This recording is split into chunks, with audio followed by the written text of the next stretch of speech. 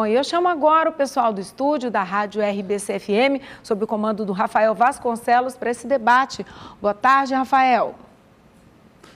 Boa tarde, Michele. Boa tarde a todos. A Covid-19 realmente está deixando muita gente, sem dúvida alguma, de joelhos, né? O mundo inteiro vivendo essa situação em várias áreas e, lamentavelmente, isso tem acontecido. Conosco, o melhor time de analistas de Goiás. Reginaldo Júnior, tudo bem? Seja bem-vindo. Olá, Rafael, tudo bem? Boa tarde, obrigado pelo convite. Bom dia ainda, né? 11h40. Jean Lopes, tudo bem, Jean? Tudo bem, uma boa tarde a todos e vamos debater os temas, né? Nos focar nos temas que estão assolando todo cidadão, todo o estado de Goiás. E vamos trocar ideias aqui para chegar à melhor conclusão das dificuldades em que todos nós estamos passando, né, Rafael? Sem dúvida, conosco, estreando aqui nessa bancada, faz parte do nosso time, é da nossa confiança, Daniel Santana. Tudo bem, Daniel? Tudo bem, Rafael. Um bom dia para você, bom dia para o Reginaldo, bom dia para o Jean. Já havia algum tempo que você e o Jean não fazíamos um programa juntos, né? Exatamente, então, alguns anos, pelo menos. Então, é um prazer estar aqui com vocês, principalmente com o telespectador ouvinte do Jornal Brasil Central. E nesse momento está concedendo entrevista, daqui a pouco a gente vai chamar, entrevista coletiva, o presidente Luiz Inácio Lula da Silva. Mas antes disso, eu chamo Martiniano Cavalcante. Tudo bem, Martiniano? Muito bom dia, Rafael. Bom dia. Tudo bem? Bom dia a todos os amigos que estão aí no estúdio, na bancada e na infraestrutura, na retaguarda. E especialmente a você que nos acompanha aqui nessa rodada de opiniões e análise. Um prazer estar com vocês. Vamos em frente. Sem dúvida. E o assunto do momento é, sem dúvida, Luiz Inácio Lula da Silva, Jean. Daqui a pouco a gente vai colocar parte da coletiva no ar, né, para a gente debater aqui de maneira equilibrada, de maneira justa, os assuntos referentes a esse desfacelamento, pelo menos parcial, da Operação Lava Jato. Jean Lopes. É verdade. E é muito preocupante, porque se já não basta a enorme, a imensa dificuldade, né, o trauma que a população brasileira está passando em um dos momentos mais difíceis da existência humana, pelo menos da minha existência. Eu que tenho 55 anos de idade, jamais vivi algo como estamos vivendo, em todos os sentidos, sentidos negativos, obviamente. Então tem mais essa, né, da politização, de uma casa que deveria seguir simplesmente seguir os seus objetivos, o porquê ela foi criada há muitos anos atrás, que é seguir a Constituição brasileira. E essa casa, e eu me refiro à Suprema Corte do Brasil, age de forma política, colocando mais um fato negativo para prejudicar ainda mais a luta do povo brasileiro, dos governos federais, estaduais e municipais, contra esse mal que assola a população. A gente não precisava do senhor Lula Inácio da Silva, réu em 6 ações, condenado em 2 outras ações, agora condenações anuladas. A gente não precisava dessa personagem lamentável da história brasileira inserido no debate público no momento tão grave em que estamos passando. Daniel, definitivamente Lula volta à cena política? Rafael, volta à cena política pelo menos nesse instante, né? Eu não tenho tanta confiança assim de que esse será o fim, o último capítulo dessa história, se tratando da justiça e desses processos que correram e corriam contra o ex-presidente Luiz Inácio Lula da Silva. Mas volta à cena política, acirra os ânimos novamente. Ontem nas redes sociais as manifestações pró e a favor foram muito grandes. Traz um fator novo, e aí a análise que a gente tem que fazer é a quem interessa esse fator novo, né? Tem muita gente dizendo que interessa ao governo atual, tem muita gente dizendo que não. Acho que a discussão nos próximos dias ela vai deixar de ser um pouco jurídica, porque isso vai ficar a cargo do Supremo, a cargo de se entender se o Fachin, com essa decisão monocrática, vai conseguir se sustentar, e passa novamente para a disputa eleitoral. Já começou, né, Daniel? Já começou, né? A discussão ela já se torna política a partir do momento que o Lula está dando uma entrevista, quer dizer, uma decisão jurídica, o Lula está fazendo uma coletiva agora, né? Que todas as redes de televisão do país, todas as redes de rádio do país estão transmitindo. Então, eu discordo. Nós estamos discutindo isso aqui agora. Sim, claro. Eu discordo de duas partes da fala do Daniel. Uma delas quando ele diz que é um fato novo. Não, o Lula é um fato velho, um fato pré-histórico. O histórico dele no Brasil, desde lá dos anos 70, né, quando o comportamento dele sempre foi de desacordo com o que deveria ser, é um fato velho. E esse fato velho está trazido à tona. O outro fator que eu discordo do Daniel é quando ele fala que vai ficar no campo jurídico, ou seja, da Suprema Corte. A Suprema Corte hoje não é mais um meio jurídico, é um meio político. Bom, duas coisas, rapidinho, Rafael. Primeiro, o fato novo que eu falo é a anulação do julgamento do Lula, não o fato novo Lula em si. Sim, eu entendi, porque eu fiz uma ironia em cima. E a segunda parte, com relação ao Supremo, a discussão jurídica no Supremo ela não acabou. Essa decisão ela não é definitiva ainda. Então eu acho que a gente tem que observar isso independente dos ânimos. E o Lula vem para campo, como o Reginaldo disse, está dando coletiva justamente para isso. Não, eu entendi, Daniel. As duas falas minhas foi em tom de ironia. Eu ironizei as duas situações. Martiniano Cavalcante, qual a sua avaliação? Bem, eu luto e lutei sempre na minha vida e considero que o Estado democrático é fundamental para que a população brasileira avance. Eu vi na ditadura quem servia a força.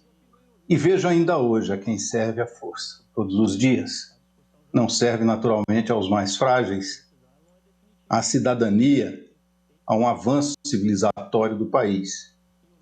E, lamentavelmente, nós tivemos no Brasil uma saga cujo propósito não era combater a corrupção.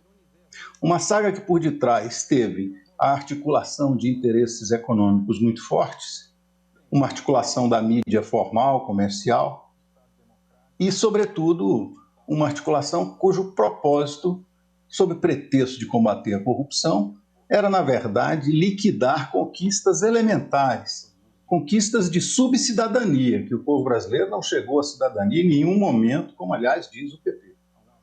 E eu não tenho dúvidas de que houve corrupção no governo do Lula, de que houve corrupção na Petrobras.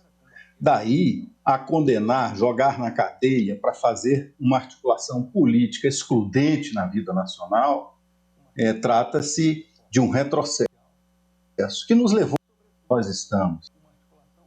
Um caos entrou fundamentos de recessão, de desmantelamento e radicalização social e, pior de tudo, o retorno de um tipo de ideologia fascistoide, cujo propósito é sempre achar a culpa em alguém, o propósito é sempre se eximir de suas responsabilidades, sem projeto para o país, em nenhuma das áreas fundamentais. Não se fala em desigualdade, não se fala em combater pobreza, não se fala em conhecimento, não se fala em pesquisa científica, não se fala em apoio às universidades, não se fala em habitação popular, não se fala em nada que é de interesse social e se fala apenas em preconceitos, em divisões, cujo propósito é descaracterizar uma parte da população, garantir a sujeição da mulher, do negro, do índio, do pobre a uma sociedade profundamente desigual. Portanto, eu acho que o Supremo corrigiu um dos seus extremos pecados. E falta ainda o Sérgio Moro pagar pelo que fez. Porque e os procuradores também, num regime democrático, só vai para a cadeia quem tem prova de que é culpado no devido processo legal. Isso não aconteceu. E eu assisto no Brasil a impunidade sob o silêncio daqueles que levantaram a bandeira contra a corrupção oportunistamente e assistem impassíveis o Aécio Neves voltar à cena política do Congresso Nacional e impune, com os recursos ilícitos que foram encontrados em suas contas, assim como tantos outros tucanos e assim como tantas outras figuras que nós conhecemos no país. Rafael, Pois não. a parte final da fala do Martiniano, eu concordo com ele. A gente sabe que quando a Lava Jato chegou em algumas figuras públicas do Brasil, figuras políticas, figuras inclusive do judiciário, ela foi travada e aí começou uma perseguição à operação. Agora, a parte inicial do Martiniano não tem como eu concordar, porque ele essa fala transpareceu que a Lava Jato foi feita para tirar a figura do Lula de cena política. A Lava Jato pegou dezenas de criminosos, pegou centenas de criminosos, a maioria deles réus confessos, e boa parte deles devolveu milhões e milhões de dinheiro desviado dos cofres públicos, que deu uma soma oficial de 4 bilhões de reais. Eu vou repetir, 4 bilhões de reais.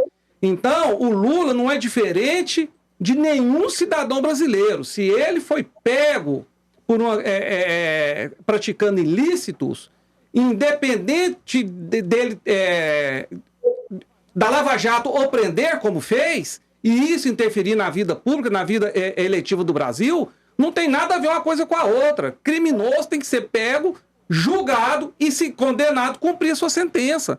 Isso vale para qualquer cidadão brasileiro. Então, não é verdade que foi um fato político a Lava Jato. A Lava Jato foi um fato policial que prendeu mais de uma centena de pessoas que estavam praticando ilícito, praticando crime. Vamos fazer o seguinte, vamos mudar um pouquinho de assunto. Rafael, um minuto para a gente fechar esse tema, Martiniano. Na réplica não posso, porque veja, primeiro eu me surpreendo com o fato de você, Jean, ter concordado com pelo menos uma parte da minha fala. Agradeço por isso, embora seja... Concordo várias vezes, Martiniano. Muitas vezes eu concordo com você. Que bom, né, que temos aqui a concordância, né, do time. Eu estou aqui para a gente debater as melhores ideias, não para a gente brigar, com as melhores ideias. E concordar com as coisas certas. Essa parte final da sua fala eu concordo 100% com ela. Quando chegou a algumas figuras políticas, você citou o nome do Aécio Neves, eu concordo plenamente. Muito obrigado. Veja, sim, não fui eu quem disse isso, foi a Lava Jato quem disse que o propósito era o Lula. Foi o PowerPoint do Deltan Dallagnol.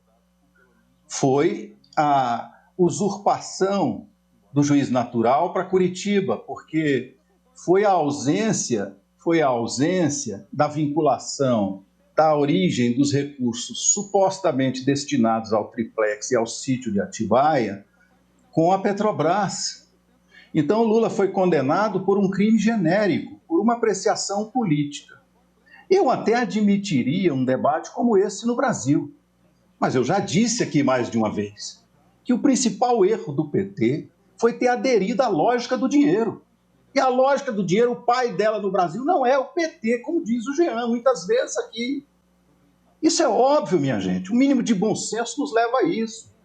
Nunca houve essa revolta dessa elite da imprensa comercial, dessa elite da Fiesp. Quem é a Fiesp falar em corrupção no Brasil? Tenham paciência comigo, indo para a rua com bandeirinha, fazendo da sede da Fiesp o local do pato amarelo.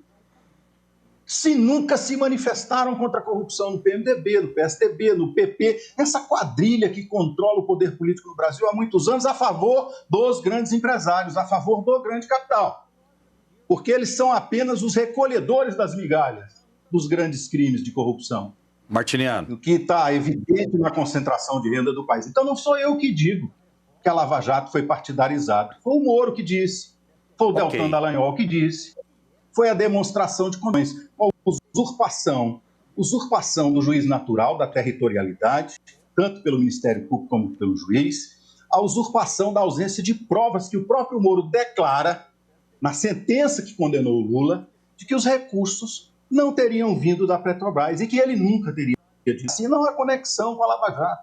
Então, absurdamente, essa condenação foi feita de modo político. Eu diria, eu até admito que se faça uma condenação política no Brasil. E acho que talvez um dia seja necessário. Mas a condenação política, do ponto de vista da relação com o dinheiro, tem que ser feita com uma régua só, com um pau que bate em Chico e bate em Francisco. Senão nós nunca teremos democracia. O Jean pode não gostar do Lula, eu posso não gostar do Lula, que fiz oposição ao Lula há muito tempo, eu posso preferir um programa social, você pode preferir um programa liberal. Quem dará a palavra? Não é que eu não gosto do Lula, Martiniano, não é isso. Eu não tenho nada pessoal contra o Lula, eu não gosto de corrupto. Eu não gosto de corrupto, eu não gosto de bandido. Eu não disse que você não gosta, eu disse que você pode não gostar. Pode, é um direito de cada um. O problema é quem decide isso. Com todo respeito, você gosta, Martiniano? Do Lula? Isso. De jeito nenhum. Eu admiro o mínimo. Ontem o Mauro Rubio, inclusive, disse um negócio aqui, o PT investiu em universidade. Investiu. Agora, o PT não tem responsabilidade nenhuma com essa crise de desmoralização da esquerda no Brasil? Vamos repetir para frente o que houve no passado? Ou haverá correção de erros? É necessário dizer que o PT não investiu, ele inchou as universidades, mas o nível e a qualidade foi lá para baixo. Hoje o Brasil figura entre os principais, os países de pior nível de ensino no mundo, a partir dos governos. Posso até debater esse programa sobre o problema da educação, mas não é isso. Martiniano, eu preciso mudar de assunto. Eu peço a compreensão sua, peço a compreensão do Jean também. Pode haver correção de rumos, pode haver para o DEM, para o PSDB, para qualquer um. Pode haver para o PT, que é um partido que tem um laço social maior. Para encerrar, Martiniano, por gentileza. Mas é preciso haver e é preciso ter autocrítica para que a vida ande para frente. É preciso ter democracia.